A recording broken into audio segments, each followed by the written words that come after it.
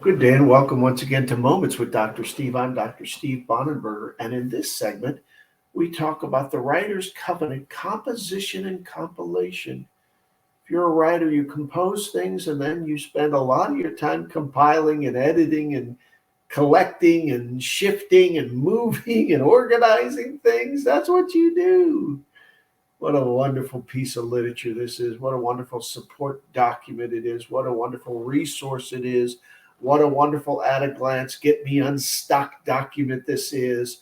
What a wonderful document to give you some ideas about characters and plot and method and craft. What a wonderful document. Go to stregis.org for a small contribution. Pick up a copy. You need one in your library. You do.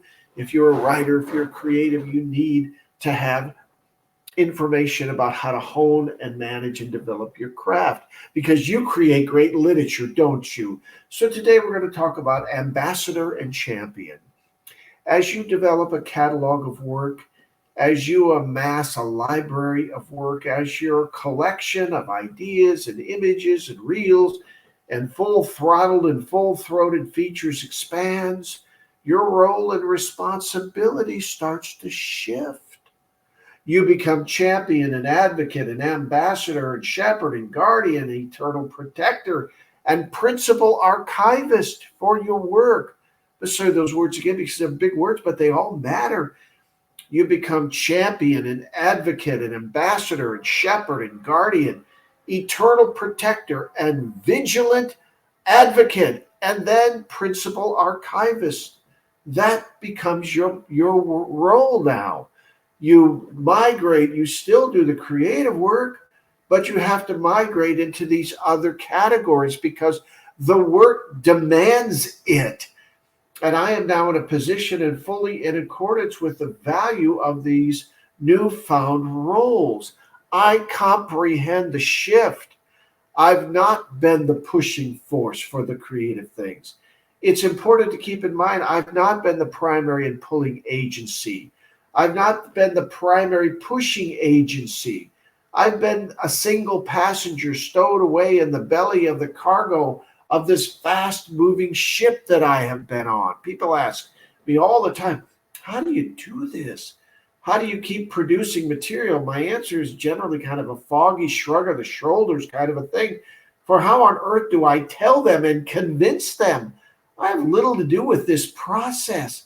I'm this rusted old screwdriver that was inadvertently packed by mistake and left inside of a straw-stuffed package that contains these priceless vases.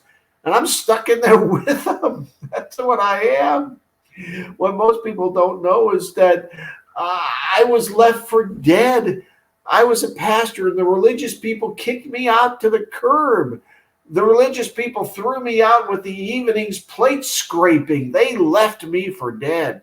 I had nothing left. I had no ego, no voice, no platform, no job, no support, nowhere to turn. I was turned out.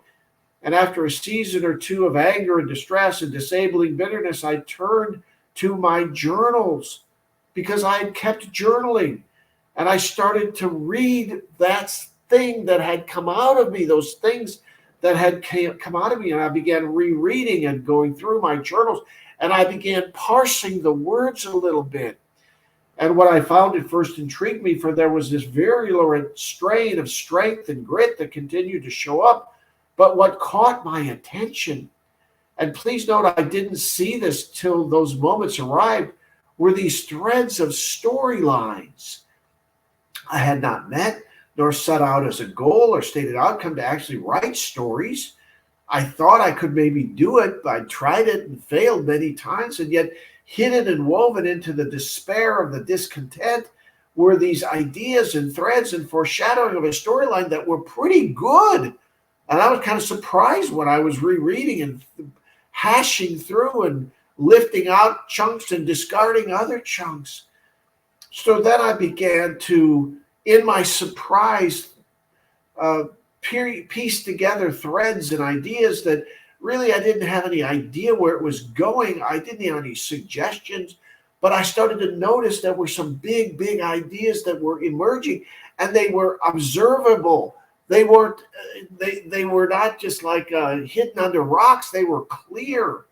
And the result of my search was that after a period of months and not days, this initial scaffold started to arrive for the very first novel I ever wrote, Three Gates of Fire, Volume 1, Wingless Flight.